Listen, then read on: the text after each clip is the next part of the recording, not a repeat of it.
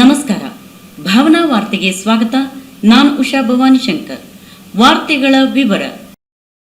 ಕಲೆ ಹಾಗೂ ಕಲಾವಿದರನ್ನು ಗುರುತಿಸಿ ಪ್ರೋತ್ಸಾಹಿಸುವ ಕಾರ್ಯ ಕಲಾಪ್ರೇಮಿಗಳಿಂದ ನಡೆಯಬೇಕಿದೆ ಎಂದು 7ನೇ ವರ್ಷದ ಅಭಿನೇತ್ರಿ ಆರ್ಟ್ ಟ್ರಸ್ಟ್ ನೀಲ್ಕೋಡ್ ಇವರ ಅಭಿನೇತ್ರಿ ಯಕ್ಷೋತ್ಸವ ಕಾರ್ಯಕ್ರಮದಲ್ಲಿ ಪ್ರಶಸ್ತಿ ಪ್ರದಾನ ಕಾರ್ಯಕ್ರಮದ ಅಧ್ಯಕ್ಷತೆ ವಹಿಸಿ ವೇದಮೂರ್ತಿ ಸುಬ್ರಹ್ಮಣ್ಯ ಭಟ್ ಮಾತನಾಡಿದರು. ಹೊನ್ನಾವರ ತಾಲೂಕಿನ ಕವಲಕ್ಕಿಯ ಸುಬ್ರಹ್ಮಣ್ಯ ಪದವಿ ಪೂರ್ವ ಮಹಾವಿದ್ಯಾಲಯದಲ್ಲಿ ಆಯೋಜಿಸಿದ ಕಾರ್ಯಕ್ರಮದಲ್ಲಿ ಮಾತನಾಡಿದ ಅವರು, ಸಂಘ ಸಂಸ್ಥೆ ಮುನ್ನಡೆಸುವುದು ಓರ್ವರಿಂದ ಸಾಧ್ಯವಿಲ್ಲ. ಯಕ್ಷಗಾನದ ವೃತ್ತಿಯಲ್ಲಿ ಗಳಿಸಿದ ಕೆಲ ಹಣವನ್ನು ಕಲಾವಿದರಿಗೆ ಪ್ರೋತ್ಸಾಹಿಸುವ ಕಾರ್ಯ ಮಾದರಿಯಾಗಿದೆ. ಸಂಘ ಸಂಸ್ಥೆ ಮುನ್ನಡೆಸುವುದು ಓರ್ವರಿಂದ ಸಾಧ್ಯವಿಲ್ಲ. ಯಕ್ಷಗಾನದ ವೃತ್ತಿಯಲ್ಲಿ ಗಳಿಸಿದ ಕೆಲ ಹಣವನ್ನು ಕಲಾವಿದರಿಗೆ ಪ್ರೋತ್ಸಾಹಿಸುವ ಕಾರ್ಯ ಮಾದರಿಯಾಗಿದೆ. ಸಂಘಟನೆಯ ಮೂಲಕ ಯಕ್ಷಗಾನ ಬೆಳೆಸುತ್ತಿದ್ದಾರೆ. ಈ ಸಂಘಟನೆ ಶಾಶ್ವತವಾಗಿ ಮುಂದುವರಿಯಲಿ ಎಂದು ಹಾರೈಸಿದರು. ಕೆಡಿಸಿಸಿ ಬ್ಯಾಂಕ್ ನಿವೃತ್ತ ವ್ಯವಸ್ಥಾಪಕರಾದ ಆರ್ಜಿ ಭಾಗವತ್ ಮಾತನಾಡಿ, ಯಕ್ಷಗಾನ ಕಲೆ ಹಾಗೂ ಕಲಾವಿದರ ಅಭಿವೃದ್ಧಿಗೆ ಹಲವು ಕಾರ್ಯಕ್ರಮ ಆಯೋಜನೆ ಮಾಡಲಿ ಎಂದು ಶುಭ ಹಾರೈಸಿದರು. ಪರ್ಕಳದ ದುರ್ಗಾಪರಮೇಶ್ವರಿ ಕೋಆಪರೇಟಿವ್ ಸೊಸೈಟಿಯ ಮುಖ್ಯ ಕಾರ್ಯನಿರ್ವಹಣಾಧಿಕಾರಿ ನಿತ್ಯಾನಂದ್ ನಾಯಕ್ ಮಾತನಾಡಿ, ಯಕ್ಷಗಾನ ಕಲಾವಿದರಾದ ಶಂಕರ ಹೆಗಡೆ ಸಂಘಟನೆಯ ಮೂಲಕ 7 ವರ್ಷದಲ್ಲಿ 20 ಲಕ್ಷದಷ್ಟು ಕಲಾವಿದರಿಗೆ ಸಹಕಾರ ನೀಡಿರುವುದು ಇತರೆ ಕಲಾವಿದರಿಗೆ ಮಾದರಿಯಾಗಿದೆ ಎಂದರು. ಪ್ರಸಕ್ತ ಸಾಲಿನ ಅಭಿನೇತ್ರಿ ಪ್ರಶಸ್ತಿಯನ್ನು ಹಿರಿಯ ಸ್ತ್ರೀವೇಷಧಾರಿಯಾದ ಶ್ರೀಧರ್ ಷಡಕ್ಷರಿ ಅವರಿಗೆ, ಬೆಳೆಯೂರು ಕೃಷ್ಣಮೂರ್ತಿ ಪ್ರಶಸ್ತಿ ಯಕ್ಷಗಾನದ ಹಿರಿಯ ಹಾಸ್ಯಗಾರರಾದ ಹಳ್ಳಾಡಿ ಜಯರಾಮ್ ಶೆಟ್ಟಿ ಅವರಿಗೆ, ಕಣ್ಣಿ ಪ್ರಶಸ್ತಿ ಶ್ರೀ ಅಮೃತೇಶ್ವರಿ ಮೇಳದ ಭಾಗವತರಾದ ರಾಘವೇಂದ್ರ ಮಯ್ಯ ಇವರಿಗೆ ಪ್ರದಾನ ಮಾಡಲಾಯಿತು. ಇದೇ ವೇಳೆ ಈರ್ವರು ಅಶಕ್ತ ಕಲಾವಿದರಿಗೆ ಆರ್ಥಿಕ ಸಹಕಾರ ನೀಡುವ ಮೂಲಕ ಪ್ರೋತ್ಸಾಹಿಸಲಾಯಿತು. ಎಸ್ಆರ್ಎಸ್ ಗ್ರೂಪ್ ಮಾಲಕರಾದ ವೆಂಕಟರಮಣ ಹೆಗಡೆ ಕೌಲಕ್ಕಿ ಮಾತನಾಡಿ, ಇತ್ತೀಚಿನ ಯುವ ಕಲಾವಿದರು ಒಂದೆರಡು ಪಾತ್ರದ ಬಳಿಕ ತಾವೊಬ್ಬ ಮೇರು ಕಲಾವಿದರಂತೆ ವರ್ತಿಸುತ್ತಾರೆ. ಆದರೆ ಶಂಕರ ಹೆಗಡೆಯವರು ಮೊದಲಿನಿಂದಲೂ ತಮ್ಮ ವ್ಯಕ್ತಿತ್ವವನ್ನು ಒಂದೇ ಸಮಾನವಾಗಿ ರೂಢಿಸಿಕೊಂಡು ಬಂದಿದ್ದಾರೆ ಎಂದು ಶ್ಲಾಘಿಸಿದರು. ಸಂಯೋಜನೆ ಮಾಡೋದು ಎಷ್ಟು ಕಷ್ಟ ಹೇಳುವುದನ್ನ ಸ್ವತಃ ಅನುಭವಿಸಿದ್ದೇನೆ. ಇತ್ತೀಚಿನ ದಿನಗಳಲ್ಲಿ ಸಾಂಸ್ಕೃತಿಕ ಕಾರ್ಯಕ್ರಮಗಳಿಗೆ ಹಣವಾದ ನಾವಾದ್ರೂ ಸ್ವಂತ ಹಾಕಿ ಮಾಡಬಹುದು, ಮಾಡ್ತಾ ಇದ್ದೇವೆ, ಆ ಪ್ರಶ್ನೆ ಬೇರೆ. ಆದರೆ ಸಭೆಗೆ ಜನರ ಕರೆಯೋದು ಮಾತ್ರ ಬಹಳ ದೊಡ್ಡ ಕಷ್ಟ ಆಗ್ಬಿಟ್ಟಿದೆ. ಅದರಲ್ಲೂ ವಿಶೇಷವಾಗಿ ಸಭಾ ಕಾರ್ಯಕ್ರಮ ಯಾವಾಗ ಮುಗಿತದೆ ಹೇಳುವುದನ್ನು ಜನ ಅಬ್ಸರ್ವ್ ಮಾಡ್ತಾ ಇರ್ತಾರೆ. ಮತ್ತೆ ಆಗಾಗ ಶಂಕರಡ್ರಿಗೆ ಈಗ 1-2 ಫೋನ್ ಬಂದಿರ್ಬೋದು, ಸಭೆ ಎಷ್ಟೊತ್ತಿಗೆ ಮುಗಿತದೆ ಅಂತ ಹೇಳಿ. ಹಾಗಾಗಿ ಇಲ್ಲಿ ಮಾತುಕ್ಕಿಂತ ಹೆಚ್ಚಿಗೆ ಜನ ನಿರೀಕ್ಷೆ ಇಟ್ಕೊಂಡದ್ದು ಯಕ್ಷಗಾನ ನೋಡ್ಲಿಕ್ಕೆ ನಿರೀಕ್ಷೆ ಇಟ್ಕೊಂಡಿದ್ದಾರೆ. ಮತ್ತೆ ಜಲವಳ್ಳಿ ವಿದ್ಯಾಧರ ರಾವ್ ಒಳ್ಳೆ ಕಲಾವಿದ್ರು ನಾನು ಕೇಳಿದ್ದೆ. ನಾನು ಯಕ್ಷಗಾನ ನೋಡೋದು ಕಡಿಮೆ, ಸ್ವಲ್ಪ ಕೇಳಿದ್ದೆ. ಅದ್ರವ್ರದ್ದೊಂದು 2 ಭಾಷಣ ನೋಡಿದೆ. ಭಾಷಣನೇ ಮಾಡ್ಲಿಕ್ಕೆ ಹೋದ್ರೆ ಅದ್ಭುತವಾದ ಭಾಷಣಕಾರರು ಅವರು ಹೌದು ಹೇಳೋದನ್ನು ಇವತ್ತು ನಿರೂಪಿಸಿದ್ದಾರೆ. ಅವರು ಒಳ್ಳೆಯ ವಿಚಾರಗಳನ್ನ ಜನರ ಎದುರಿಗೆ ಪ್ರಸ್ತುತಪಡಿಸಿದ್ದಾರೆ. ಇನ್ನು ನೀಲ್ಕೋಡ್ ಶಂಕರ ಹೆಗಡೆ ಅವರು ಅತ್ಯುತ್ತಮವಾದಂತಹ ಕಲಾವಿದರು. ಅಂದ್ರೆ ಹೇಳಿದ್ರೆ ತಪ್ಪಾಗ್ತದೆ, ಆಗದು ಇರ್ಬೋದು. ಯಕ್ಷಗಾನ ಕಲಾವಿದರು ಶಂಕರ ಹೆಗಡೆರಷ್ಟು ಸರಿಯಾಗಿ ನೀಟಾಗಿ ಎಲ್ಲೋದ್ರಲ್ಲೂ ಅದ್ರ ಮೇಂಟೈನ್ ಮಾಡ್ಕೊಂಡು ಹೋಗುವಂತ ಯಕ್ಷಗಾನ ಕಲಾವಿದರು ಇತ್ತೀಚಿನ ಸ್ವಲ್ಪ ಕಡಿಮೆ ಇದ್ದಾರೆ. ಮತ್ತೆ ಮತ್ತೊಂದು ದೊಡ್ಡ ಬೇಜಾರು ವಿಷಯ ಅಂದ್ರೆ, ಒಂದು 4 ಗಂಟೆ ಪಾತ್ರ ಮಾಡಿ ಹೆಸರು ಬಂದ ತಕ್ಷಣ ಎಕ್ದಮ್ ಜಲವಳ್ಳಿ ವೆಂಕಟೇಶ್ವರ ರಾವ್ ಲೆವೆಲ್ಗೂ, ಕೆರ್ಮನೆ ಶಂಬೇಡ್ರ ಲೆವೆಲ್ಗೂ ಕೆಲವು ಕಲಾವಿದರು ಹೋಗ್ತಾರೆ. ಆದ್ರೆ ನಮ್ಮ ಶಂಕರ ಹೆಗಡೆಯವರು ಇಷ್ಟು ವರ್ಷದಿಂದನೂ ತನ್ನತನವನ್ನ ತಾನು ಕಾಪಾಡಿಕೊಂಡು ಯಕ್ಷಗಾನಕ್ಕೆ ಸರಿಯಾದ ನ್ಯಾಯವನ್ನು ಒದಗಿಸಿದ್ದಾರೆ. ಅವರು ಅಭಿನೇತ್ರಿ ಟ್ರಸ್ಟ್ ಜೊತೆಗೆ ನಾನು ಸದಾ ಇರ್ತೇನೆ. ನನಗೆ ಅತ್ಯಂತ ಆತ್ಮೀಯರು ಹೋದ್ರು ಶಂಕರ ಹೆಗಡೆಯವರು. ನೀವು ಅವರ ಅಭಿನೇತ್ರಿ ಟ್ರಸ್ಟ್ ಜೊತೆಗೆ ಇರ್ರಿ ಹೇಳ್ಕೊಳ್ತಾ ನಮ್ಮ ಸಹಕಾರ ಸದಾ ಅವರಿಗೆ ಇರ್ತದೆ ಅಂತ ಹೇಳಿ ನನಗೆ ಕರೆದು ಮಾತಾಡ್ಲಿಕ್ಕೆ ಅವಕಾಶ ಮಾಡಿಕೊಟ್ಟಂತ ಶಂಕರ ಹೆಗಡೆ ಅವರಿಗೆ ಧನ್ಯವಾದ. ಯಕ್ಷಗಾನ ಅಕಾಡೆಮಿ ಸದಸ್ಯರು ಕಲಾವಿದರಾದ ವಿದ್ಯಾಧರ ರಾವ್ ಜಲವಳ್ಳಿ ಮಾತನಾಡಿ, ಧಾರೇಶ್ವರ ಸುಬ್ರಹ್ಮಣ್ಯ ಭಾಗವತರ ನಿಧನದ ನಂತರ ಯಕ್ಷಗಾನ ಕ್ಷೇತ್ರದಲ್ಲಿ ಶಿಸ್ತು ಮರೆಯಾಗಿದೆ. ಎಲ್ಲಾ ಕಲಾವಿದರಿಗೂ ಪ್ರೇರಣೆ ಆಗಿದ್ದವರು ಇಂದು ಇನ್ನೊಬ್ಬರ ತೇಜೋವಧೆ ಮಾಡುವುದೇ ಹೆಚ್ಚುತ್ತಿದೆ. ನಮ್ಮಲ್ಲಿ ಒಗ್ಗಟ್ಟುತನ ಸಾಧಿಸಿಕೊಂಡು ಹೋಗುವ ಮನೋಭಾವ ರೂಢಿಸಿಕೊಳ್ಳಬೇಕಿದೆ. ಅಭಿನೇತ್ರಿ ದೊಡ್ಡ ಮೊತ್ತದ ಸಹಾಯಧನ ನೀಡಿದೆ. ಇಂತಹ ಸಂಘಟನೆ ಜಿಲ್ಲೆಯಲ್ಲಿ ಬೇರೊಂದಿಲ್ಲ ಎಂದು ಸಂಘಟನೆಯ ಕಾರ್ಯ ಶ್ಲಾಘಿಸಿದರು. ಜಿಗುಪ್ಸೆ ಬಂದಾಗ ಪುರುಷ ವೇಷಕ್ಕೂ ವಾಲಿದರು. ನಮಗೆಲ್ಲ ಸ್ವಲ್ಪ ತಲೆ ಬಿಸಿ ಆದದ್ದು ಇವ ಇಲ್ಲಿಗೂ ಬಂದಲ್ಲ ಅಂತ. ಯಾಕೆಂದ್ರೆ ಪ್ರತಿಸ್ಪರ್ಧಿಯೊಬ್ಬ ಹುಟ್ಟುಕೊಂಡಲ್ಲ ಅಂತ. ಸ್ತ್ರೀವೇಷ ನಮ್ಮ ಜೀವಮಾನದಲ್ಲಿ ಆಗುವುದಿಲ್ಲ ಬಿಡಿ, ಅದು ನಮ್ಗೆ ಹೆದರಿಕೆ ಇರಲಿ. ಅವ ಪುರುಷ ವೇಷ ಅದರಲ್ಲಿಯೂ ನಾನು ಮಾಡುವ ಪಾತ್ರಗಳನ್ನೇ ಮಾಡ್ಲಿಕ್ಕೆ ಪ್ರಾರಂಭ ಮಾಡಿದ. ಸ್ವಲ್ಪ ತಲೆಬಿಸಿಯಾಗಿತ್ತು. ಆದರೆ ಸಂತೋಷವಾಯಿತು. ಕಾರಣ, ಒಬ್ಬ ಸ್ತ್ರೀ ವೇಷಧಾರಿಯಾಗಿ ಪುರುಷ ವೇಷ ಮಾಡುವುದು ಅಂತ ಹೇಳಿದ್ರೆ ಅದು ಸುಲಭದ ಮಾತಲ್ಲ. ನಾವು ಕಲಾವಿದನ ಬಗ್ಗೆ, ಕಲಾವಿದನ ವೇಷದ ಬಗ್ಗೆ ಅದು ಸರಿಯಲ್ಲ ಇದು ಸರಿಯಲ್ಲ ಅಂತ ಹೇಳ್ಬಹುದು. ಆದರೆ ಮಾಡುವ ಕಲಾವಿದನ ಶ್ರಮ ಎಷ್ಟಿರ್ತದೆ ಎನ್ನುವುದರ ಬಗ್ಗೆ ಸ್ವಲ್ಪ ಯೋಚಿಸಿದ್ರೆ ಗೊತ್ತಾಗ್ತದೆ. ಸ್ತ್ರೀ ವೇಷ ಮಾಡಿ ಶಂಕರ ಹೆಗಡೆಯವರು ರಂಗವೇದಿಕೆಯನ್ನ ಏರಿದರೆ ಅಲ್ಲಿ ಪ್ರತ್ಯಕ್ಷ ಸ್ತ್ರೀಯಾದರೂ ನಾಚಿಕೊಳ್ಳಬೇಕು. ಅದೇ ಶಂಕರ ಹೆಗಡೆಯವರು, ಇದು ಅತಿಶಯೋಕ್ತಿ ಅಲ್ಲ, ಅವನ ಸಂಬಳ ನನಗೆ ಬಿಟ್ಟು ಕೊಡುವುದಿಲ್ಲ, ನಮ್ಮ ಸಂಬಳ ಅವ್ರಿಗೆ ಕೊಡುವುದಿಲ್ಲ. ಆದರೆ ಒಬ್ಬ ಕಲಾವಿದನ ಬಗ್ಗೆ ಇರುವ ಮೆಚ್ಚುಗೆ, ಅದೇ ಪುರುಷ ವೇಷಧಾರಿಯಾಗಿ ಶಂಕರ ಹೆಗಡೆಯವರು ಕೌರವನಾಗಲಿ, ಮಾಗಧನಾಗಲಿ, ದಕ್ಷನಾಗಲಿ, ಈಶ್ವರನಾಗಲಿ ಯಾವುದೇ ಪಾತ್ರ ಮಾಡಿದರೂ ಅದಕ್ಕೆ ಇನ್ನಿಲ್ಲದ ಜೀವ ತುಂಬುವವು. ಸ್ತ್ರೀ ವೇಷವು, ಪುರುಷ ವೇಷವು, ಅದರ ನಂತರದಲ್ಲಿ ಮತ್ತೂ ಒಂದು ಹೆಜ್ಜೆ ಮುಂದೆ ಹೋಗಿ ಚಂದಗೋಪ ಎನ್ನುವ ಹಾಸ್ಯ ವೇಷವನ್ನು ಮಾಡಿದರು. ಬೇಡವಾಗಿತ್ತು, ಆದರೂ ಮಾಡಿದರು. ಒಂದು ಪ್ರಮಾಣದಲ್ಲಿ ಅದರಲ್ಲಿಯೂ ಯಶಸ್ಸನ್ನು ಗಳಿಸಿದ್ದಾರೆ. ಯಾಕೆಂದ್ರೆ ಹಾಸ್ಯ ಪಾತ್ರದಲ್ಲಿ ನಿಜವಾಗಿ ಶ್ರೀ ಭಾರತಿ ಶಿಕ್ಷಣ ಸಂಸ್ಥೆಯ ಅಧ್ಯಕ್ಷರಾದ ಉಮೇಶ್ ಹೆಗಡೆ ಅಬ್ಳಿ, ಮೆಕ್ಕೆಕಟ್ಟು ಮೇಳದ ಯಜಮಾನರಾದ ರಂಜಿತ್ ಕುಮಾರ್ ಶೆಟ್ಟಿ, ಕಲಾ ಪ್ರೇಮಿಗಳಾದ ರಾಜೇಶ್ ಭಂಡಾರಿ ಕಾರ್ಯಕ್ರಮಕ್ಕೆ ಶುಭ ಕೋರಿದರು. ಕೆಟ್ಟತನ ಅನ್ನುವಂಥದ್ದು ಬೇಡ, ಮುಂದೆ ಕಟ್ಟಿಹುದು ಬುದ್ಧಿ ಸರ್ವಜ್ಞ ಅನ್ನುವಂಥದ್ದು. ಸೊ ಇದಕ್ಕೆ ನೀಲ್ಕೋಡು ಶಂಕರ್ ಹೆಗಡೆ ಅವರು ನಿಜವಾಗಿ ಅಭಿನೇತ್ರಿಯ ಮುಖಾಂತರ ಇದನ್ನು ಮಾಡಿದ್ದಾರೆ. ಕೊಟ್ಟದ್ದು ತನಗೆ, ಬಚ್ಚಿಟ್ಟದ್ದು ಪರರಿಗೆ. ಇವರು ಏನು ಸಂಪಾದನೆ ಮಾಡ್ತಾರೆ, ಏನು ಗಳಿಸ್ತಾರೆ, ಅದನ್ನು ಸಮಾಜಕ್ಕೆ ಹಾಗೂ ಕಲಾವಿದರಿಗೆ, ಯಕ್ಷಗಾನಕ್ಕೆ ನೀಡ್ತಾ ಇದ್ದಾರೆ. ಇಂತಹ ಕಲಾ ಸೇವೆಯನ್ನು ಎಲ್ಲರೂ ಕೂಡ ಕಲಾವಿದರು ಮಾಡಿದ್ರೆ ಇವತ್ತು ಎಲ್ಲ ಯಕ್ಷಗಾನ ಕಲಾವಿದರು ಕೂಡ ಶ್ರೀಮಂತರಾಗ್ತಾರೆ ಹಾಗೂ ಅವರಿಗೆ ಬದುಕಿಗೆ ಒಂದು ಆಸರೆ ಆಗ್ತದೆ ಅನ್ನುವಂತಹ ಸಂದೇಶವನ್ನು ಈ ಮುಖಾಂತರ ನಾನು ಕೊಡ್ಲಿಕ್ಕೆ ಬಯಸ್ತೇನೆ. ಯಾಕಂದ್ರೆ ತುಂಬಾ ಕಲಾವಿದರಿದ್ದಾರೆ, ಒಳ್ಳೆಯ ಡಿಮಾಂಡ್ ಕಲಾವಿದರಿದ್ದಾರೆ, ಗಳಿಸ್ತಾರೆ. ಆದ್ರೆ ಇಂತಹ ಕಾರ್ಯಕ್ರಮಗಳನ್ನು ಮಾಡುವವರು ಅತಿ ಕಡಿಮೆ ಇದ್ದಾರೆ. ಸೊ ಇಂತಹ ಕಾರ್ಯಕ್ರಮಗಳನ್ನು ಮಾಡಿದ್ರೆ ನಿಮ್ಮ ಅಭಿಮಾನಿಗಳನ್ನು ಅವ್ರ ಹತ್ರ ನೀವು ಏನು ಫಂಡ್ಸ್ ಅನ್ನು ಕಲೆಕ್ಷನ್ ಮಾಡಿಕೊಂಡು ಬೇರೆಯವರಿಗೆ ಸಹಾಯ ಮಾಡಲಿಕ್ಕೆ ಅನುಕೂಲ ಆಗ್ತದೆ. ನೀವು ಒಂದ್ಸಲ ಕಾರ್ಯಕ್ರಮಕ್ಕೆ ಇಳಿದ್ರೆ ಆಯ್ತು, ಸಹಕಾರ ತನ್ನಿಂದ ತಾನೇ ಬರ್ತದೆ. ಯಾಕಂದ್ರೆ ನೀಲ್ಕೋಡು ಶಂಕರ ಹೆಗಡೆ ಅವರು ನಾನು ಬಂದಂದಿನ ನೋಡಿದೆ ಇವತ್ತಿನ ಶ್ರೀ ಕ್ಷೇತ್ರ ಉಪನ್ಯಾಸಕ ಪ್ರಶಾಂತ್ ಹೆಗಡೆ ಮೂಡಲಮನೆ ಸ್ವಾಗತಿಸಿ ಸಂಘಟಕರಾದ ನೀಲ್ಕೋಡ್ ಶಂಕರ ಹೆಗಡೆ ವಂದಿಸಿದರು. ಕೆಡಿಸಿಸಿ ಬ್ಯಾಂಕ್ ಸಾಲ್ಕೋಡ್ ಶಾಖೆಯ ವ್ಯವಸ್ಥಾಪಕ ನಾಗರಾಜ್ ಹೆಗಡೆ ಕಾಸ್ಕಂಡ ಕಾರ್ಯಕ್ರಮ ನಿರ್ವಹಿಸಿದರು. ಭಾವನಾ ಟಿವಿಗಾಗಿ ವಿಶ್ವನಾಥ್ ಸಾಲ್ಕೋಡ್, ಹೊನ್ನಾವರ. ದೇಶದಲ್ಲಿ ನಾವೆಲ್ಲರೂ ಆರ್ಥಿಕವಾಗಿ ಮತ್ತು ದೈಹಿಕವಾಗಿ ಸದೃಢವಾಗಿರಲು ರೈತರು ಮೂಲ ಕಾರಣ ಎಂದು ರಾಜ್ಯದ ಬಂದರು ಮತ್ತು ಒಳನಾಡು ಜಲಸಾರಿಗೆ ಜಿಲ್ಲಾ ಉಸ್ತುವಾರಿ ಸಚಿವರಾದ ಮಂಕಾಳ್ ವೈದ್ಯ ಅಭಿಪ್ರಾಯಪಟ್ಟರು. ಹೊನ್ನಾವರ ತಾಲೂಕಿನ ಕೃಷಿ ಇಲಾಖೆ ಸಭಾಭವನದಲ್ಲಿ ಜಿಲ್ಲಾ ಪಂಚಾಯತ್ ಉತ್ತರ ಕನ್ನಡ, ತಾಲೂಕು ಪಂಚಾಯತ್ ಹೊನ್ನಾವರ, ಕೃಷಿ ಇಲಾಖೆ, ಕರ್ನಾಟಕ ಪ್ರದೇಶ ಕೃಷಿಕ ಸಮಾಜ ಇವರ ಸಂಯುಕ್ತ ಆಶ್ರಯದಲ್ಲಿ ರಾಷ್ಟ್ರೀಯ ರೈತ ದಿನಾಚರಣೆ ಅಂಗವಾಗಿ ರೈತರಿಗೆ ತರಬೇತಿ ಕಾರ್ಯಕ್ರಮ ಉದ್ಘಾಟಿಸಿ ಮಾತನಾಡಿದರು. ದಿವಂಗತ ಚೌಧರಿ ಅವರು ರೈತರ ಶ್ರೇಯೋಭಿವೃದ್ಧಿಗೆ ನೀಡಿದ ಕೊಡುಗೆಯನ್ನು ಗಮನಿಸಿ ಅವರ ಜನ್ಮದಿನವನ್ನು ರೈತರ ದಿನಾಚರಣೆಯನ್ನಾಗಿ ಆಚರಿಸುತ್ತಾ ಬರಲಾಗಿದೆ. ರೈತಾಭಿವೃದ್ಧಿಯು ಕಷ್ಟದ ಜೀವನವಾಗಿದೆ. ರೈತರಿಗೆ ಪೂರಕವಾದ ಯೋಜನೆಯನ್ನು ಸರ್ಕಾರ ಇಲಾಖೆ ಮೂಲಕ ಮಾಡುತ್ತಾ ಬಂದಿದ್ದು, ಇದರ ಸದುಪಯೋಗ ರೈತರು ಪಡೆದುಕೊಳ್ಳಬೇಕು. ಕೃಷಿ ಹಾಗೂ ತೋಟಗಾರಿಕೆ ಇಲಾಖೆಯಲ್ಲಿ ಸೇವೆ ಸಲ್ಲಿಸುವವರಿಗೆ ತೋಟ ಅಥವಾ ಗದ್ದೆ ಇರಬೇಕು ಎನ್ನುವ ಕಡ್ಡಾಯ ನಿಯಮ ಜಾರಿಗೊಳಿಸಿದರೆ ಆಗ ರೈತರ ಸಮಸ್ಯೆ ಅರಿವಾಗಲಿದೆ ಎಂದರು. ಅದೆಲ್ಲ ನಾವು ಸ್ವಂತ ಬೆಳಿತೀವಿ. ಮತ್ತೆ ಈ ಟೈಮ್ ಬಂದ್ಗಳಿಗೆ ಕಲ್ಲಂಗಡಿ ಹಾಕ್ತಿದ್ರು, ಕಬ್ಬುವರೆಗೂ ಬೆಳೆದಿದ್ವು. ಈಗ ಗದ್ದೆ ನೋಡಿದ್ರೆ ಬೇಜಾರಾಗ್ತದೆ, ಜಮೀನು ನೋಡಿದ್ರೆ ಬೇಜಾರಾಗ್ತದೆ ಅಂತ ಪರಿಸ್ಥಿತಿ. ಇಷ್ಟೆಲ್ಲ ನಾವು ಬೆಳೀತಿದ್ರು. ಅವಾಗ ನಮಗೆ ಬಹಳ ಕಷ್ಟ, ನಮ್ಮ ಕೈಯೆಲ್ಲ ಬಹಳ ಗಟ್ಟಿ ಆಗ್ತದೆ. ರೈತಾಪಿ ಕೆಲಸ ಮಾಡಿದರೆ ಗಟ್ಟಿ ಆಗ್ತದೆ. ಈಗೆಲ್ಲ ಮೆದು ಹೋಗ್ಬಿಟ್ಟಿದೆ ಎಲ್ಲ. ನಾವು ಈ ಕಡೆ ಗುದ್ಲಿ ಅಂತಾರೆ, ಒಂದೊಂದು ಕಡೆಯಲ್ಲಿ ಒಂದೊಂದು ರೀತಿ ಹೇಳ್ತಾರೆ, ಕುಟಾರಿ ಅಂತ ಹೇಳ್ತಾರೆ. ಅದೆಲ್ಲ ಕೆಲಸ ಮಾಡಿ ಬಂದವರು. ರೈತರ ಕಷ್ಟ ನಮಗೆ ಗೊತ್ತಿದೆ, ನಮ್ಮ ಕಷ್ಟ. ಹಾಗಾಗಿ ನಾವು ಇಲಾಖೆಯವರ ಹತ್ರ, ಎಲ್ಲ ಅಧಿಕಾರಿಗಳ ಹತ್ರ ರೈತರಿಗೆ ಪೂರಕವಾದಂಥ ಎಲ್ಲ ರೀತಿಯ ಸಹಾಯ ಸರ್ಕಾರ ಮಾಡಬೇಕು ಅಂತ. ನಾವು ಗದ್ದೆನೂ ಹೊಡೆದವನೇ,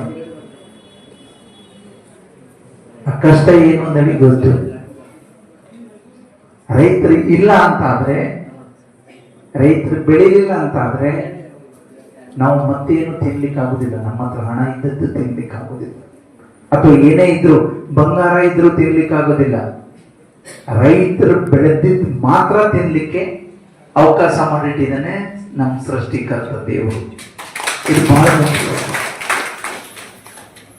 ನಾವು ಅರ್ಥ ಮಾಡ್ಕೊಳ್ಳೋದಿಲ್ಲ, ಅಥವಾ ಕೆಲವು ಅಧಿಕಾರಿಗಳಿಗೆ ರೈತರು ಅಂದ್ರೆ, ವ್ಯವಸಾಯ ಅಂದ್ರೆ ಗೊತ್ತಿಲ್ಲದೆ ಇರುವಂತ ಪರಿಸ್ಥಿತಿ ಬಂದ್ಬಿಟ್ಟಿದೆ. ಎಷ್ಟೇ ಹೇಳಿದ್ರು ಸರ್ಕಾರ ಒಂದು BSc ಅಗ್ರಿಕಲ್ಚರ್ ಸೀಡ್ ಸಿಗ್ಬೇಕು ಅಂದ್ರೆ ಅವ್ರಿಗೆ 1 ಎಕರೆ ಜಾಗ ಇರಬೇಕು ಅನ್ನೋದಿದೆ ಅವ್ರಿಗೆ. ಇಲ್ಲಾಂದ್ರೆ ಕೊಡೋದಿಲ್ಲ. ಕೊಡ್ತಾರೇನ್ರಿ? ಹಾ, 15% ಕಟ್ ಮಾಡ್ಬೇಕು. ಈಗ 1% ಕೊಡಬಾರ್ದು. ಯಾರು ರೈತರು ಅವರಿಗೆ ಕೊಡ್ಬೇಕು, ಆಗ ಮಾತ್ರ ಅವ್ರಿಗೆ ಗೊತ್ತಿರ್ತವೆ. ಇಲ್ಲಾಂದ್ರೆ ಕಷ್ಟ, ಮುಂದೊಂದು ದಿನ ಕಷ್ಟ ಆಗ್ತದೆ. ಅದು ಗೊತ್ತಿರ್ಬೇಕು. ಗೊತ್ತಿದ್ರೆ ರಾಜಕಾರಣಿಗಳ ಕೆಲಸ ಇರೋದಿಲ್ಲ, ಅವರೇ ಮಾಡ್ಬೋದು. ನಿಮ್ಮ ಹೆಲ್ಪಿಗೆ ಬಂದ್ಬಿಡ್ತಾರ. ನಿಮ್ದೇನ್ ಕಷ್ಟ, ಅವ್ರ ಕಷ್ಟ ಅವ್ರಿಗೆ ಅರ್ಥ ಆಗಿರ್ಬೋದು. ಹಾಗಾಗಿ ಎಲ್ಲ ರೈತರಲ್ಲಿ ವಿನಂತಿ ಮಾಡ್ಕೊಳ್ತೇನೆ, ಬಹಳ ಕಷ್ಟದ ಕೆಲಸ ಆದ್ರೂ ಅದು 4 ಜನಕ್ಕೆ ಉಪಕಾರ ಮಾಡ್ತಾ ಇದ್ರಿ. ನೀವು ಈ ದೇಶಕ್ಕೆ, ಈ ರಾಜ್ಯಕ್ಕೆ, ಈ ಊರಿಗೆ ನೀವು ಉಪಕಾರ ಮಾಡ್ತಾ ಇದ್ರಿ. ನಿಮ್ಮಿಂದ 4 ಜನಕ್ಕೆ ಸಹಾಯ ಸಹಕಾರ ಆಗ್ತದೆ. ಎಷ್ಟೋ ಜನಕ್ಕೆ ಉದ್ಯೋಗ ಕೊಡ್ತೀರಿ ನೀವು, ನಿಮ್ಗೆ ಗೊತ್ತಿರೋದಿಲ್ಲ. ಈಗ ನಾವು ರಾಜಕಾರಣಿಗಳು ಬೇರೆ ಇದು ಗೊತ್ತಿಲ್ಲದೆ ಇರೋದು ಹೇಳಿದ್ರೆ ಏನು ಗೊತ್ತಾ, ಫ್ಯಾಕ್ಟರಿ ಆತ್ಮ ಯೋಜನೆಯಡಿ ಸಾಧಕ ರೈತರನ್ನು ಸನ್ಮಾನಿಸಿ ಗೌರವಿಸಲಾಯಿತು. ಸಚಿವ ಮಂಕಾಳ್ ವೈದ್ಯ ಹಾಗೂ ಇಲಾಖೆಯಿಂದ ಸೇವಾ ನಿವೃತ್ತಿಯಾಗುತ್ತಿರುವ ಜಿಲ್ಲಾ ಪಂಚಾಯತ್ ಯೋಜನಾಧಿಕಾರಿ ವಿನೋದ್ ಅಣ್ವೇಕರ್ ಇವರನ್ನು ಸನ್ಮಾನಿಸಿ ಗೌರವಿಸಲಾಯಿತು.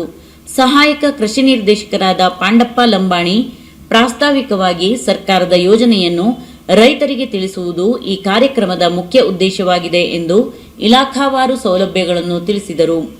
ಶಿರಸಿ ಕೃಷಿ ವಿಜ್ಞಾನ ಕೇಂದ್ರದ ವಿಜ್ಞಾನಿಗಳಾದ ಅರ್ಜುನ್ ಸೂಲಗಿತ್ತಿ ಸಂಪನ್ಮೂಲ ವ್ಯಕ್ತಿಗಳಾಗಿ ಆಗಮಿಸಿ ರೈತರಿಗೆ ತರಬೇತಿ ನೀಡಿದರು.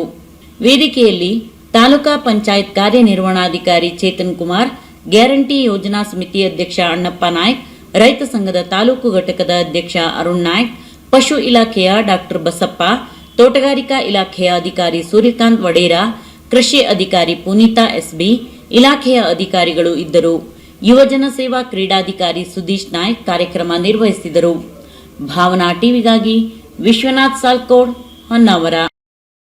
ಹಿಂಬದಿಯಿಂದ ಟಿಪ್ಪರ್ ಲಾರಿ ಡಿಕ್ಕಿ ಹೊಡೆದು ಟಾಟಾ ಏಸ್ ವಾಹನದಲ್ಲಿದ್ದ ಮಹಿಳೆ ಗಾಯಗೊಂಡ ಘಟನೆ ಭಟ್ಕಳ ಗ್ರಾಮೀಣ ಪೊಲೀಸ್ ಠಾಣಾ ವ್ಯಾಪ್ತಿಯಲ್ಲಿ ನಡೆದಿದೆ. ಭಟ್ಕಳ ತಾಲೂಕಿನ ನೀರ್ಕಂಠ ಕ್ರಾಸ್ ಹತ್ತಿರ ಈ ಘಟನೆ ನಡೆದಿದೆ. ಭಟ್ಕಳ ಕಡೆಯಿಂದ ಮುರುಡೇಶ್ವರ ಕಡೆಗೆ ಹೋಗುತ್ತಿದ್ದ ಭಟ್ಕಳ ಶಹರದ DP ಕಾಲೋನಿಯ ಹನುಮಂತ ಮಂಜಪ್ಪ ರೇಣ್ಕೆ ಅವರ ಟಾಟಾ ಏಸ್ ವಾಹನಕ್ಕೆ ಭಾರತ್ ಬೆಂಜ್ ಟಿಪ್ಪರ್ ಲಾರಿ ಡಿಕ್ಕಿ ಹೊಡೆದಿದೆ. ಡಿಕ್ಕಿಯ ರಭಸಕ್ಕೆ ಟಾಟಾ ಏಸ್ ಆಟೋ ರಿಕ್ಷಾ ಚಾಲಕನ ನಿಯಂತ್ರಣ ತಪ್ಪಿ ಹೆದ್ದಾರಿ ಪಕ್ಕದ ವಿದ್ಯುತ್ ಕಂಬಕ್ಕೆ ಡಿಕ್ಕಿ ಹೊಡೆದಿದೆ. ರಾಷ್ಟ್ರೀಯ ಹೆದ್ದಾರಿಯಲ್ಲಿ ಹೋಗುತ್ತಿದ್ದಾಗ ಹಂಪ್ ಕಂಡಿದ್ದರಿಂದ ಟಾಟಾ ಏಸ್ ವಾಹನದ ಚಾಲಕ ಬ್ರೇಕ್ ಹಾಕಿದ್ದರು. ಈ ವೇಳೆ ಹಿಂಬದಿಯಿಂದ ಅತಿ ವೇಗವಾಗಿ ಬಂದ ಟಿಪ್ಪರ್ ಲಾರಿ ಡಿಕ್ಕಿ ಹೊಡೆದಿದೆ. ಟಾಟಾ ಏಸ್ ವಾಹನದಲ್ಲಿ ಮುಂದೆ ಕುಳಿತಿದ್ದ ಹನುಮಂತ ಅವರ ಅಕ್ಕ ಸರೋಜಾ ಮಂಜಪ್ಪ ರೇಣುಕಾ ಗಾಯಗೊಂಡಿದ್ದಾರೆ. ಟಿಪ್ಪರ್ ಲಾರಿ ಚಾಲಕ ರಾಯಚೂರು ಲಿಂಗಸುಗೂರು ತಾಲೂಕಿನ ದೇಸಾಯಿ ಭೋಗಾಪುರ ತಾಂಡಾದ ವೆಂಕಟೇಶ್ ಶಂಕರಪ್ಪ ವಿರುದ್ಧ ಭಟ್ಕಳ ಗ್ರಾಮೀಣ ಪೊಲೀಸ್ ಠಾಣೆಯಲ್ಲಿ ದೂರು ದಾಖಲಾಗಿದೆ. Bhatkal Anjuman Hami e Muslimeen Anjuman institute of technology and management ಕಾಲೇಜಿನಲ್ಲಿ ಪದವಿ ಪೂರ್ವ ವಿದ್ಯಾರ್ಥಿಗಳಿಗಾಗಿ ಆಯೋಜಿಸಿದ್ದ ಸ್ಟೆಮ್ 2024 ಕಾರ್ಯಕ್ರಮ ಯಶಸ್ವಿಯಾಗಿ ಜರುಗಿತು. ಉದ್ಘಾಟನಾ ಸಮಾರಂಭದಲ್ಲಿ ಮಾತನಾಡಿದ ಕಾಲೇಜಿನ ಪ್ರಾಂಶುಪಾಲ ಡಾಕ್ಟರ್ ಕೆ ಫಜ್ಲುರ್ ರೆಹಮಾನ್, ಸ್ಟೆಮ್ ಶಿಕ್ಷಣವು ಆತ್ಮವಿಶ್ವಾಸ ಮತ್ತು ಸ್ಥಿತಿಸ್ಥಾಪಕತ್ವವನ್ನು ನಿರ್ಮಿಸಿ ವಿದ್ಯಾರ್ಥಿಗಳಿಗೆ ವೈಜ್ಞಾನಿಕ ಮನೋಭಾವದೊಂದಿಗೆ ನಾವೀನ್ಯತೆ ಕಲ್ಪಿಸಲು ಸಹಾಯ ಮಾಡುತ್ತದೆ ಎಂದ ಅವರು ವಿಜ್ಞಾನ, ತಂತ್ರಜ್ಞಾನ, ಇಂಜಿನಿಯರಿಂಗ್ ಮತ್ತು ಗಣಿತವನ್ನು ಪ್ರತಿನಿಧಿಸುವ ಸ್ಟೆಮ್ ಪರಿಕಲ್ಪನೆಯು ವಿದ್ಯಾರ್ಥಿಗಳಲ್ಲಿ ಪ್ರಾಯೋಗಿಕ ಜ್ಞಾನ ಹೆಚ್ಚಿಸಲು ಹಾಗೂ ಎಲ್ಲಾ ವಿಷಯಗಳನ್ನು ಪರಸ್ಪರ ಸಂಯೋಜಿಸಲು ಸಹಾಯ ಮಾಡುತ್ತದೆ ಎಂದರು. Assembled here on the occasion of STEM 24 Science, Technology, Engineering and Mathematics. I request everyone to maintain a couple of minutes silence, please, because I am going to wind up as well as possible. I know you are very much eager to go to participate in the event. A couple of minutes only. I am not going to take much of the time because the message is being message passed from this side. Okay, please try to listen because so many valuable sessions have been given by the chief guest as well as the other speakers here. A couple of sessions I want to give you definitely help you in future. Okay. Anyhow, we are all very much eager to participate in the events. Okay. So, science, technology, engineering, mathematics is the main core of today's objective of the main event today. So ultimately, as one of the person is morning mentioned in master of ceremony, the word curiosity. Curiosity is the word that we have to take. What exactly this is and what is the outcome of this curiosity? As we all know that the necessity is the mother of invention. Until and unless necessity arises, invention doesn't happen. Being a science student, so we should be more responsible to think over in this direction. What is the necessity of present generation or present society that I wanted to make? I want to highlight. My dear students, I want to give you, I think as sir was telling, Mr. Janab Noman Patel was telling. So you'll be studying maths, physics and chemistry, which used to be the generally very nightmare subject generally. But not all, maybe I hope 75 to 80%. So when you come to the engineering, why we are worrying is that we are really worried about the formulae. If I tell you integration 0 to pi by 2 sin x cos x, oh my God, integration, differentiation. But actually we are worried because we are not able to remember the formula. But engineering is not remembering the formula, but application of this is very, very important. ಕಾರ್ಯಕ್ರಮದ ಸಂಯೋಜಕ doctor Ananthamurthy Shastri ಮಾತನಾಡಿ ಜೈವಿಕ ತಂತ್ರಜ್ಞಾನದ ಮಹತ್ವವನ್ನು ವಿವರಣೆ ಮಾಡುತ್ತಾ ವಿಜ್ಞಾನ ಮತ್ತು ತಂತ್ರಜ್ಞಾನದ ಸಂಯೋಜನೆಯಿಂದ ನವೀನ ಕಲ್ಪನೆಗಳನ್ನು ಮೂಡಿಸಬಹುದು ಎಂದು ತಿಳಿಸಿದರು. But when you come to the engineering college, when you join the engineering courses, then you have to transform the science into applications, various applications. See, that is through engineering and technology. Engineering is just only design aspects. How to transform, let's say whatever, that's a Newton's first law. So many applications are there. How can I use that particular law in my application? Then you have to design of that one. What I have to do? In what way I have to introduce that, say, device or whatever the things it may be. Then engineering is required. The technology is absolutely practical one. You are manufacturing device, you are producing something, you are by using some methods, technology and all of the things. That one is the technology. And for these all, we require mathematics to simplify the problem. That's why the science, technology, engineering and mathematics. With these all, we can develop anything on this world. ಮುಖ್ಯ ಅತಿಥಿಯಾಗಿ ನೌಮನ್ ಪಟೇಲ್ ಶಾಬಂದ್ರಿ ಕಾರ್ಯಕ್ರಮದಲ್ಲಿ ಭಾಗವಹಿಸಿದ್ದರು. UC students here, and it's a very good initiative here which is being taken by the college to introduce you to the technological fields.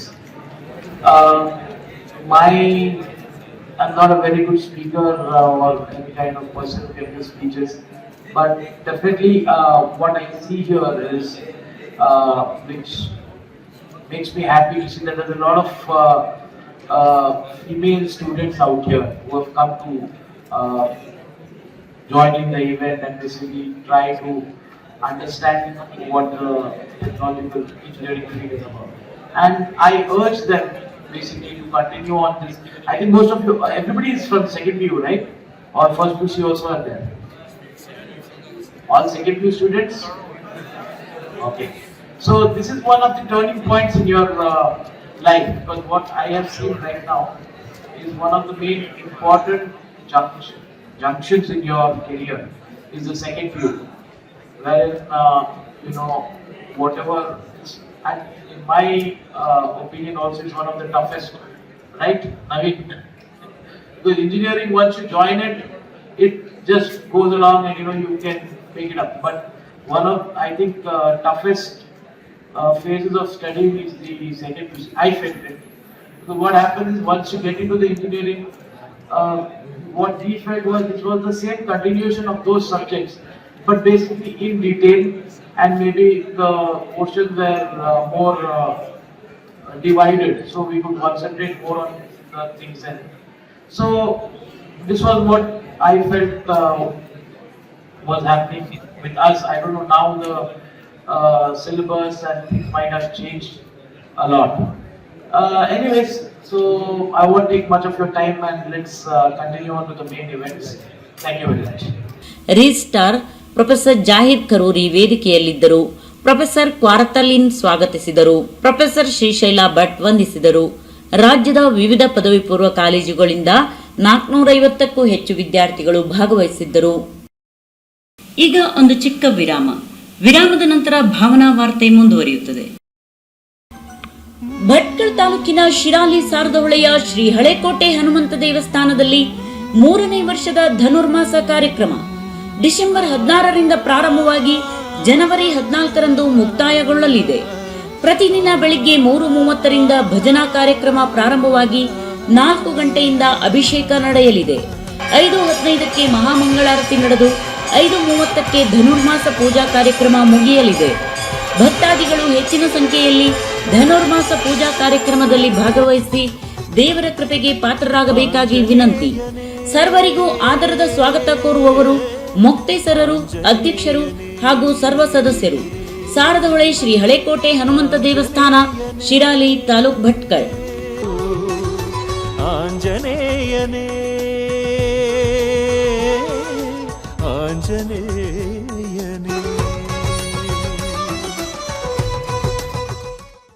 Nadeem jewellers, Aisha plaza Bhatkal. ಕಳೆದ 25 ವರ್ಷಗಳಿಂದ ಗ್ರಾಹಕರ ಪ್ರಶಂಸೆಗೆ ಪಾತ್ರವಾದ Nadeem jewellers ಬೆಳ್ಳಿ ಮಹೋತ್ಸವವನ್ನು ಆಚರಿಸಿಕೊಂಡಿದೆ. ಈ ಶುಭ ಸಂದರ್ಭದಲ್ಲಿ ಗ್ರಾಹಕರಿಗೆ ಬಹುಮಾನ ಯೋಜನೆಯನ್ನು ಘೋಷಿಸಿ ಗ್ರಾಹಕರಿಂದ ಪ್ರಶಂಸೆ ಪಡೆದಿದೆ. ನಮ್ಮಲ್ಲಿ 916 ಹಾಲ್ಮಾರ್ಕ್ ಚಿನ್ನದ ಆಭರಣಗಳು ವಿವಿಧ ರೀತಿಯ ಹೊಸ ಡಿಸೈನ್ನಲ್ಲಿ ದೊರೆಯುತ್ತದೆ. ಬನ್ನಿ, ನಿಮಗಿಷ್ಟವಾದ ಆಭರಣ ಖರೀದಿಸಿ, ಧರಿಸಿ, ಸಂಭ್ರಮಿಸಿ.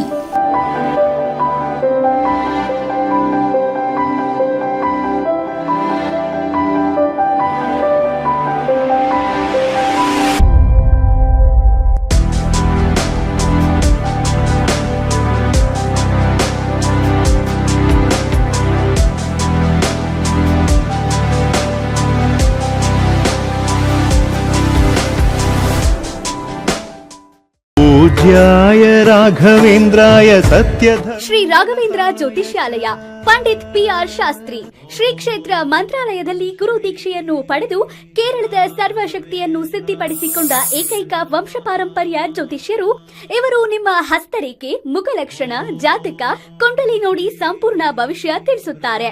ನಿಮ್ಮ ಜೀವನದ ಸಮಸ್ಯೆಗಳಾದ ವಿದ್ಯೆ, ಉದ್ಯೋಗ, ವ್ಯಾಪಾರ, ಮದುವೆ, ಸಂತಾನ, ಸತಿಪತಿ ಕಲಹ, ಅನಾರೋಗ್ಯ, ಹಣಕಾಸು, ಕುಟುಂಬ ಸಮಸ್ಯೆ, ಶತ್ರುಕಾಟ ಇನ್ನಿತರೆ ನಿಮ್ಮ ಸಮಸ್ಯೆ ಏನೇ ಇರಲಿ, ಎಷ್ಟೇ ಕಠಿಣ ದಿನವಾಗಿರಲಿ ಪರಿಹಾರ ಶತಸಿದ್ಧ. ವಿಶೇಷ ಸೂಚನೆ: ಸ್ತ್ರೀ ಪುರುಷ ಪ್ರೇಮ ವಿಚಾರ, ಮಾಂಗಲ್ಯ ದೋಷ, ಧನವಶ, ದೃಷ್ಟಿದೋಷ, ದುಷ್ಟಶಕ್ತಿ ಉಚ್ಚಾಟನೆ, ಮಾಟ ಮಂತ್ರ ಸಮಸ್ಯೆಗಳಿಗೆ ಶೀಘ್ರದಲ್ಲಿ ಶಾಶ್ವತ ಪರಿಹಾರ ಮಾಡುತ್ತಾರೆ.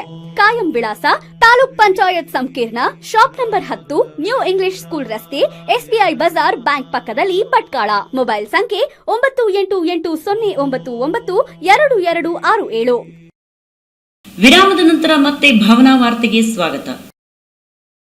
ದಿನಾಂಕ 20/12/2024 ಶುಕ್ರವಾರದಂದು ತಾಲೂಕು ಪಂಚಾಯತ್ ಸಭಾಭವನದಲ್ಲಿ ಹೊನ್ನಾವರ ತಾಲೂಕಾ ಗ್ಯಾರಂಟಿ ಅನುಷ್ಠಾನ ಸಮಿತಿ ಸಭೆ ನಡೆಯಿತು.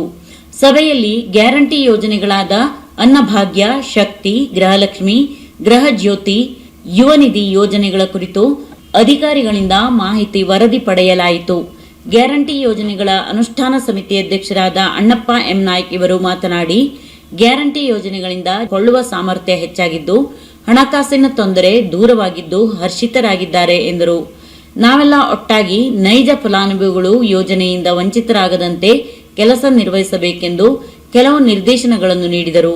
ಸಭೆಯಲ್ಲಿ ಕಾರ್ಯನಿರ್ವಹಣಾಧಿಕಾರಿಗಳಾದ ಚೇತನ್ ಕುಮಾರ್, ಸಮಿತಿ ಸದಸ್ಯರಾದ ಕೃಷ್ಣ ಮಾರಿಮನೆ, ಮಾರುತಿ ಮೊಗೇರ್, ಮಂಜುನಾಥ್ ನಾಯ್ಕ್, ಅಭಿಷೇಕ್ ತಾಂಡೇಲ್, ಹೆನ್ರಿ ಲೀಮಾ, ಗಣಪತಿ ಗೌಡ, ಮಾದೇವ್ ಗೌಡ, ನಾರಾಯಣ್ ಭಟ್, ಗಣಪತಿ ಹಳ್ಳೇರ್, ವಿಭಾ ಗಾಂವ್ಕರ್, ಜೈನಾಭಿಷೇಕ್, ಆದರ್ಶ್ ನಾಯ್ಕ್, ಜಗದೀಶ್ ನಾಯ್ಕ್, ಗುರುರಾಜ್ ನಾಯ್ಕ್ ಹಾಗೂ ಸಂಬಂಧಿಸಿದ ಇತರೆ ಇಲಾಖೆ ಅಧಿಕಾರಿಗಳು ಉಪಸ್ಥಿತರಿದ್ದರು.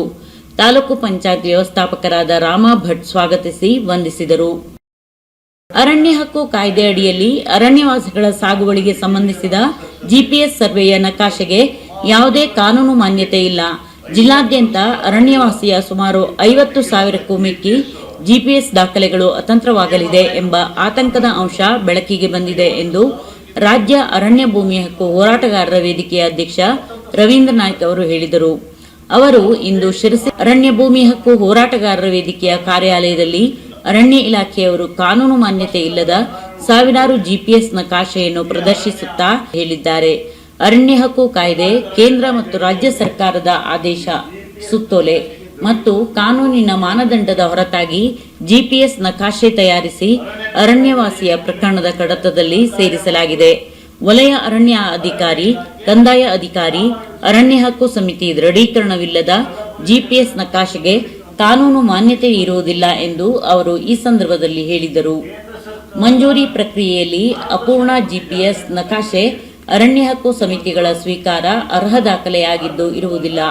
ಈ ಹಿನ್ನೆಲೆಯಲ್ಲಿ ಪ್ರಧಾನ ಮುಖ್ಯ ಅರಣ್ಯ ಸಂರಕ್ಷಣಾಧಿಕಾರಿ ಮೇ 2010ರಂದು ನೀಡಿದ ಆದೇಶವನ್ನು ಮತ್ತು ಕರ್ನಾಟಕ ಅರಣ್ಯ ಕಾಯ್ದೆಯಲ್ಲಿನ ಅಂಶ ಉಲ್ಲಂಘಿಸಿರುವುದು ಸ್ಪಷ್ಟವಾಗಿದ್ದು ಇರುತ್ತದೆ ಎಂದು ಅವರು ಹೇಳಿದರು. ವಲಯ ಅರಣ್ಯ ಕಚೇರಿಯ ಅಧಿಕಾರಿಗಳ ದೃಢೀಕರಣ ಇರಬೇಕು ಹೇಳುವುದನ್ನು ಪ್ರಸ್ತಾಪ ಮಾಡಿದ್ದಾರೆ. ಸುತ್ತೋಲೆಯಲ್ಲಿ ಅರಣ್ಯ ಕಾಯ್ದೆ ಅಡಿಯಲ್ಲಿ, ಕರ್ನಾಟಕ ಅರಣ್ಯ ಕಾಯ್ದೆಯಲ್ಲಿ ಸೆಕ್ಷನ್ 99/1ರಲ್ಲಿ ಜಿಪಿಎಸ್ ಮಾಡುವಂತ ಅಧಿಕಾರ ಇರುವುದೇ ವಲಯ ಅರಣ್ಯಾಧಿಕಾರಿಗಳಿಗೆ ಕಾನೂನು ಉಲ್ಲೇಖ ಇದೆ. ಅರಣ್ಯ ಹಕ್ಕು ಕಾಯ್ದೆಯಡಿಯಲ್ಲಿ ಸ್ಪಷ್ಟವಾದ ಕಾನೂನಲ್ಲಿ ಪ್ರಸ್ತಾಪವಾಗಿದೆ. ಏನಂತ, ಕಂದಾಯ ಇಲಾಖೆ ಮತ್ತು ಅರಣ್ಯ ಇಲಾಖೆಯ ಜಂಟಿ ಸರ್ವೆ ಆಗಬೇಕು, ದೃಢೀಕರಣ ಬೇಕು, ಅರಣ್ಯ ಹಕ್ಕು ಸಮಿತಿಯ ಅಧ್ಯಕ್ಷ ಮತ್ತು ಅರ್ಜಿದಾರ ಉಪಸ್ಥಿತಿಯಲ್ಲಿ ಅಂತ. ಈ ಅರ್ಜಿಗಳಲ್ಲಿ, ಈ ಜಿಪಿಎಸ್ ನಕಾಶೆಗಳಲ್ಲಿ ಯಾವ ನಕಾಶೆಗಳಿಗೂ ವಲಯ ಅರಣ್ಯಾಧಿಕಾರಿ ದೃಢೀಕರಣ ಇಲ್ಲ, ಕಂದಾಯ ಇಲಾಖೆಯವರ ದೃಢೀಕರಣ ಇಲ್ಲ, ಗ್ರಾಮಾರಣ್ಯ ಸಮಿತಿಯವರದಿಲ್ಲ, ಅರಣ್ಯವಾಸಿಗಳ ಹೆಸರು ಪ್ರಸ್ತಾಪದಲ್ಲಿಲ್ಲ. ಇವತ್ತು ಜಿಲ್ಲೆಯಲ್ಲಿ ನಮ್ಮ ಅಂದಾಜಿನ ಪ್ರಕಾರ 50,000ಕ್ಕಿಂತ ಹೆಚ್ಚಿನ ಜಿಪಿಎಸ್ ನಕಾಲೆಗಳು ಕಾನೂನಿಗೆ ವ್ಯತಿರಿಕ್ತವಾಗಿದೆ, ಯಾವುದೇ ಮಾನ್ಯತೆಗಳಿಲ್ಲ. ಮುಂದಿನ ದಿನಗಳಲ್ಲಿ ಈಗಾಗಲೇ ಮಾಡಿರುವಂತ ಈ ಜಿಪಿಎಸ್ ಪ್ರಕ್ರಿಯೆಗೆ ಯಾವುದೇ ಹಂತದಲ್ಲೂ ಅರಣ್ಯ ಸಮಿತಿಗಳು ಇದನ್ನು ಸ್ವೀಕಾರ ಮಾಡಲಿಕ್ಕೆ ಅನರ್ಹವಾಗಿದೆ. ಕಾನೂನು ಬಾಹಿರವಾಗಿ ಜಿಪಿಎಸ್ ಇದನ್ನ ಮೇಲೆ ಇದನ್ನು ಸ್ವೀಕಾರ ಮಾಡ್ಲಿಕ್ಕೆ ಬರ್ತದ್ಯಾ? ಇದನ್ನು ದೃಢೀಕರಣ ಮಾಡ್ಲಿಕ್ಕೆ ಬರ್ತದ್ಯಾ? ಹಾಗಾಗಿ ನಾವೇನು ಆಕ್ಷೇಪ ವ್ಯಕ್ತಪಡಿಸ್ತಿದ್ದೇವೆ ಅಂತ ಹೇಳಿದ್ರೆ, ಈ ಪ್ರಕ್ರಿಯೆ ಪ್ರಾರಂಭವಾಗುವ ಪೂರ್ವದಲ್ಲಿ ಕಾನೂನು ಬಾಹಿರವಾಗಿ, ಕಾನೂನು ವಿಧಿವಿಧಾನ ಇಲ್ಲದೆ ನಡೆಯುವಂತ ಈ ಎಲ್ಲ GPS ಅನ್ನ ಪುನರ್ GPS ಆಗಬೇಕು ಅಂತ ಸರ್ಕಾರಕ್ಕೆ ನಾವು ಆಗ್ರಹ ಮಾಡ್ತಾ ಇದ್ದೇವೆ. ಇಲ್ಲದಿದ್ರೆ ಇದು ಕಾನೂನು ಬಾಹಿರವಾಗಿ ಪ್ರಕ್ರಿಯೆ ನಡೆದಿದೆ ಹೇಳೋದನ್ನ ನಾವು ಮಾಡ್ತೇವೆ. ಸರ್ವೋಚ್ಚ ನ್ಯಾಯಾಲಯದಲ್ಲಿ ಈಗಾಗಲೇ ಸಾರ್ವಜನಿಕ ಹಿತಾಸಕ್ತಿಯ ಅರ್ಜಿ ವಿಚಾರಣೆ ನಡೀತಾ ಇದೆ. ಈಗಾಗಲೇ ಹೋರಾಟಗಾರರ ವೇದಿಕೆಯು ನಾವು ಆ ಪ್ರಕರಣದಲ್ಲಿ ಸ್ವಪ್ರೇರಣೆಯಿಂದ ನಾವು ಅವಶ್ಯ ಪಾರ್ಟಿಗಳಾಗಿ ನಿಮ್ಮ ಅರಣ್ಯವಾಸಿಗಳ ಪರವಾಗಿ ನಾವು ಹಾಜರಾಗಿದ್ದೇವೆ. ಸುಪ್ರೀಂ ಕೋರ್ಟ್ನಲ್ಲೂ ಸಹಿತ ಕಾನೂನು ಬಾಹಿರವಾಗಿ GPS ಪ್ರಕ್ರಿಯೆ ಆಗಿದೆ ಅಂತ ಇಡೀ ಜಿಲ್ಲೆಯ GPS ನಕಾಶೆಯನ್ನ ಮಾನ್ಯ ಸರ್ವೋಚ್ಚ ನ್ಯಾಯಾಲಯದಲ್ಲೂ ಹಾಜರು ಮಾಡಿ ಪುನರ್ ಈ GPS ಕಾರ್ಯಗಳು ನಡೀಬೇಕು, ಸಮರ್ಪಕವಾಗಿ ಕಾನೂನು ರೀತಿಯಲ್ಲಿ ಮಾಡಬೇಕಂತ ಸಹಿತ ನಾವು ಮಾನ್ಯ ಸರ್ವೋಚ್ಚ ನ್ಯಾಯಾಲಯದಲ್ಲೂ ಸಹಿತ ಇದಕ್ಕೆ ನಾವು ವಾದವನ್ನು ಮುಂದುವರಿಸ್ತೇವೆ.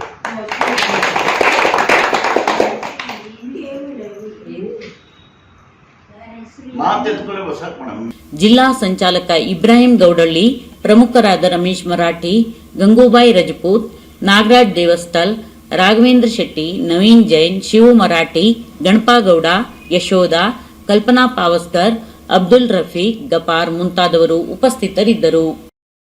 ಕಾರ್ಕಳದಲ್ಲಿ ಪ್ರಜಾಪಿತ ಬ್ರಹ್ಮಕುಮಾರಿ ಈಶ್ವರೀಯ ವಿಶ್ವವಿದ್ಯಾಲಯದಲ್ಲಿ ವಿಶ್ವ ಧ್ಯಾನ ದಿನಾಚರಣೆ. ಕಾರ್ಕಳದ SVT ಶಾಲಾ ರಸ್ತೆಯಲ್ಲಿರುವ ಪ್ರಜಾಪಿತ ಬ್ರಹ್ಮಕುಮಾರಿ ಈಶ್ವರೀಯ ವಿಶ್ವವಿದ್ಯಾಲಯದಲ್ಲಿ ವಿಶ್ವ ಧ್ಯಾನ ದಿನಾಚರಣಾ ಸಮಾರಂಭ ಜರುಗಿತು. ಸಮಾರಂಭದ ಅಧ್ಯಕ್ಷತೆಯನ್ನು ಮುಂಬಯಿಯ ರಾಜಯೋಗ ಶಿಕ್ಷಕಿ ರಾಜಯೋಗಿನಿ BK ಸುಕೇತಾ ಶೆಟ್ಟಿಯವರು ವಹಿಸಿದ್ದು, ಧ್ಯಾನ ಮಾಡಲು ಆಧ್ಯಾತ್ಮಿಕ ಜ್ಞಾನದ ಅವಶ್ಯಕತೆ ಇದೆ.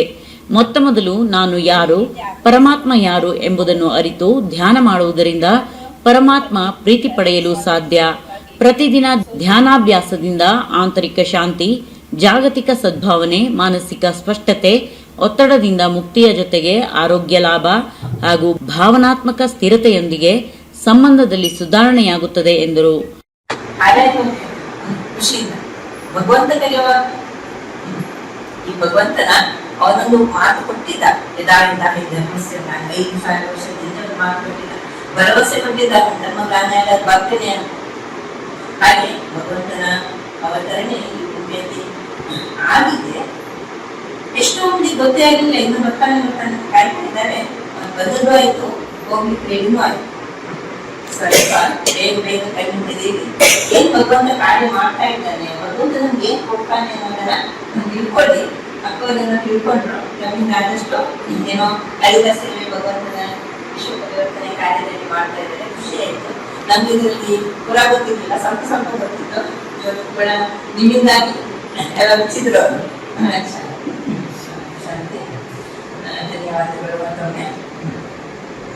ಈಗ ಮುಂದಿನ ಕಾರ್ಯಕ್ರಮ ಬಂದವರಿಗೆ ಸ್ವಾಗತ, ಮಾತಿನಿಂದ ಸ್ವಾಗತ, ಹೂವಿನಿಂದ ಸ್ವಾಗತ ಆಯಿತು. ಈಗ ಮಾತಿನಿಂದ ಸ್ವಾಗತ ಮಾಡಿದ್ದಾರೆ ಪ್ರಭುವಣ್ಣನವರು. ಇವರು 1935 ವರ್ಷದಿಂದ ಈಶ್ವರೀಯ ಜ್ಞಾನವನ್ನು ಕಲಿತಾ ಜೊತೆಗೆ ತಮ್ಮ ಲೌಕಿಕ ಕಾರ್ಯ, ಜಾಬ್, ವ್ಯಾಪಾರ ವ್ಯವಸ್ಥೆ ಮಾಡ್ತಾ ಇದ್ದಾರೆ. ಕುಮಾರಿ ಇದ್ದಾರೆ. ಕುಮಾರಿ ಜೀವನದಲ್ಲಿದ್ದು ಸಹ ನಾವು ಈ ಶಿಕ್ಷಣವನ್ನ ಪಡಿಬಹುದು, ಗೃಹಸ್ಥ ಜೀವನದಲ್ಲಿ ಇದ್ದುಕೊಂಡು ಕಲಿಬಹುದು. ಹೆಚ್ಚಾಗಿ ಏನಿರ್ತಾರೆ ಜನರು, ಅಲ್ಲಿ ಹೋದ್ರೆ ಎಲ್ಲರಿಗೂ ಬಿಡ್ಬೇಕು. ಇಲ್ಲ 35 ವರ್ಷದಿಂದ ಇದ್ದಾರೆ, 7 ವರ್ಷದಿಂದ ಇದ್ದಾರೆ, ಕೊನೆ ವರ್ಷ 23 ವರ್ಷದಿಂದ ಇದ್ದಾರೆ, ಮನೆಯಲ್ಲಿ ಇದ್ದಾರೆ, ಮನೆ ಬಿಟ್ಟು ಬಂದಿಲ್ಲ. ಭಗವಂತನ ಕರ್ಮ ಸನ್ಯಾಸ ಏನ್ ಕೊಡ್ತಾ ಇಲ್ಲ. ಯೋಗ ಕರ್ಮಶು ಕೌಶಲ್ಯ, ಕರ್ಮದಲ್ಲಿ ಕುಶಲತೆ ಅದನ್ನು ಕಲಿಯಿತು ಬಂದು. ಮುಖ್ಯ ಅತಿಥಿಯಾಗಿ ಶ್ರೀಮದ್ ಭುವನೇಂದ್ರ ಪ್ರೌಢಶಾಲೆಯ ಸಂಸ್ಕೃತ ಶಿಕ್ಷಕಿ ಶ್ರೀಮತಿ ಪೂರ್ಣಿಮಾ ಶೆಣೈ ಅವರು ಭಗವದ್ಗೀತೆಯ 18 ಅಧ್ಯಾಯದ ಕಿರು ಪರಿಚಯ ನೀಡುತ್ತಾ, ಆತ್ಮವು ಬೆಂಕಿಯಿಂದ ಸುಡುವುದಿಲ್ಲ, ಆತ್ಮವನ್ನು ಆಯುಧದಿಂದ ಕತ್ತರಿಸಲಾಗುವುದಿಲ್ಲ, ಆತ್ಮವು ಒಂದು ಶರೀರವನ್ನು ಬಿಟ್ಟು ಇನ್ನೊಂದು ಶರೀರವನ್ನು ಪಡೆಯುತ್ತದೆ. ಈ ನಿಟ್ಟಿನಲ್ಲಿ ಆತ್ಮಜ್ಞಾನ ಅವಶ್ಯವೆಂದರು.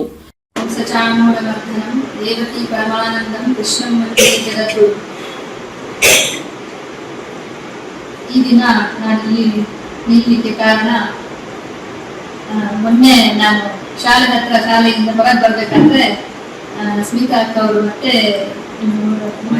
ಮಾಲಿನ್ಯ ಸಿಕ್ಕಿದ್ರು.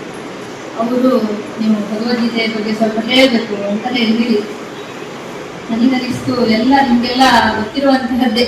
ಭಗವದ್ಗೀತೆಯನ್ನು ನೀವು ಅಧ್ಯಯನ ಮಾಡಿದ್ದೀರಾ, ಮತ್ತೆ ಈಗ ಇದು ಸಾಮಾಜಿಕ ಜಾಲತಾಣಗಳಲ್ಲೆಲ್ಲ ಸಾಕಷ್ಟು ವಿಷಯಗಳು ಕೂಡ ಪ್ರವಚನ ಎಲ್ಲ ಬರ್ತದೆ, ಅದೆಲ್ಲ ತಿಳ್ಕೊಂಡಿದ್ದೀರಾ. ಆದ್ರೂ ಕೂಡ ಈ ಮಾರ್ಗಶಿರ ಶುಕ್ಲ ಪಕ್ಷದ ಏಕಾದಶಿ ಎಂದು ಗೀತಾ ಜಯಂತಿಯನ್ನು ಆಚರಣೆ ಮಾಡ್ತೇವೆ. ಅದರ ಬಗ್ಗೆ ನೀವು ಒಂದು ಸ್ವಲ್ಪ ಹೇಳಬೇಕು ಅಂತ ಹೇಳಿ. ಎಲ್ಲರೂ ಕೂಡ ನಾವು ಆಚರಣೆ ಮಾಡ್ತಾ ಇದ್ದೇವೆ. ಅಂದ್ರೆ ಈಗ ಹಬ್ಬ ಅಂತ ಹೇಳಿದಾಗ ಎಲ್ಲ ಮನೆಯಲ್ಲೂ ಪಾಯಸ ಮಾಡ್ತೇವೆ. ಪಾಯಸ ಮಾಡಿದಾಗ ಸಾಧಾರಣವಾಗಿ ಇಲ್ಲೆಲ್ಲ ಯುಗಾದಿ ಹಬ್ಬ ಅಂತ ಹೇಳಿದ್ರೆ ಕಡಲೆಬೇಳೆ ಪಾಯಸ ಮಾಡ್ತಾರೆ ಅಂತ ಒಂದು ಆದ್ರೂ ಕೂಡ ನಾವು ನಮ್ಮ ಮನೆಯಲ್ಲಿ ಪಾಯಸ ಮಾಡಿರ್ತೇವೆ. ಆದ್ರೂ ಕೂಡ ನಮ್ಮ ಮನೆಯ ರುಚಿಯನ್ನು ನೀವು ನೋಡಿ, ಪಾಯಸದ ರುಚಿಯನ್ನು ನೋಡಿ ಅಂತ ಹೇಳಿ ನಾವು ಕೊಡ್ತೇವೆ. ಹಾಗೆ ಎಲ್ಲರ ಮನೆಯಲ್ಲೂ ಕೂಡ ನೀವೆಲ್ಲರೂ ಕೂಡ ಗೀತೆಯನ್ನು ತಿಳ್ಕೊಂಡಿದ್ದೀರಾ. ಹಾಗೇನೆ ಎಲ್ಲರೂ ಕೂಡ ಪಾಯಸದ ರೀತಿಯಲ್ಲಿಯೇ ನಾನು ಕೂಡ ಇವತ್ತು ಆ ಪಾಯಸವನ್ನ ಮಾಡಿದ್ರೆ ನೀವು ನಮ್ಮ ಮನೆಯ ಪಾಯಸವನ್ನ ಸವಿಯಿರಿ ಅಂತ ಹೇಳಿ. ಹಾಗೆ ತೆಲತ್ತೂರು ಮಹಾಲಿಂಗೇಶ್ವರ ದೇವಸ್ಥಾನದ ಆಡಳಿತ ಮುಕ್ತೇಶ್ವರರಾದ ರಮೇಶ್ ನಾಯಕ್ ಅವರು ಧ್ಯಾನದ ಸಾರ ಮುಕ್ತಿಯಾಗಿದೆ, ಮುಕ್ತಿಯನ್ನು ಪಡೆಯಲು ಸತ್ಯ ಜ್ಞಾನ ಬೇಕಾಗಿದೆ, ಇಂತಹ ಜ್ಞಾನ ತಿಳಿಸುವಂತಹ ಆಧ್ಯಾತ್ಮಿಕ ಸೇವಾ ಕೇಂದ್ರಗಳು ಜಾಸ್ತಿ ಆಗಬೇಕಾಗಿದೆ ಎಂದರು. ಭಗವದ್ಗೀತಾ ಪಾಠಶಾಲಾ ಶಿಕ್ಷಕಿ ಶ್ರೀಮತಿ ಜಿ ವಿಜಯಲಕ್ಷ್ಮಿ ಕಿಣಿಯವರು ಮಕ್ಕಳಿಂದ ಭಗವದ್ಗೀತೆಯ ಜ್ಞಾನದ ಸಾರ ಪ್ರಾರಂಭವಾಗಿ ನೈತಿಕ ಶಿಕ್ಷಣವನ್ನು ಮನೆಯವರು ಕೊಡಬೇಕಾಗಿದೆ ಎಂದರು. ಬಿಕೆ ಅನ್ನಪೂರ್ಣ ಸಂಸ್ಥೆಯ ಪರಿಚಯ ನೀಡಿದರು. ಬಿಕೆ ಸ್ಮಿತಾ ವರದರಾಯ್ ಪ್ರಭು ಸ್ವಾಗತಿಸಿ ಧನ್ಯವಾದ ಅರ್ಪಿಸಿದರು. ಕುಮಾರಿ ಸನ್ನಿಧಿ ಪ್ರಾರ್ಥನೆ ಮಾಡಿದರು. ಬಿಕೆ ವರದರಾಯ್ ಪ್ರಭು ಸ್ವಾಗತಿಸಿ ಧನ್ಯವಾದ ಅರ್ಪಿಸಿದರು. ಸೇವಾ ಕೇಂದ್ರದ ಸಂಚಾಲಕಿ ಬಿಕೆ ವಿಜಯಲಕ್ಷ್ಮಿ ಕಾರ್ಯಕ್ರಮ ನಿರೂಪಿಸಿದರು. ಭಾವನಾ ಟಿವಿಗಾಗಿ ಅರುಣ್ ಭಟ್ ಕಾರ್ಕಳ. ಇಲ್ಲಿಗೆ ಭಾವನಾ ವಾರ್ತೆ ಮುಕ್ತಾಯವಾಯಿತು. ಮತ್ತೆ ಭಾವನಾ ವಾರ್ತೆಯೊಂದಿಗೆ ಭೇಟಿಯಾಗೋಣ. ಅಲ್ಲಿಯವರೆಗೂ ನಮಸ್ಕಾರ. ನಿರಂತರ ರಂಜನೆ, ನಿಮ್ಮೂರಿನ ಸುದ್ದಿ ಮನೆ. ನೋಡ್ತಾ ಇರಿ ಭಾವನಾ ಟಿವಿ, ಇದು ನಿಮ್ಮ ವಾಹಿನಿ.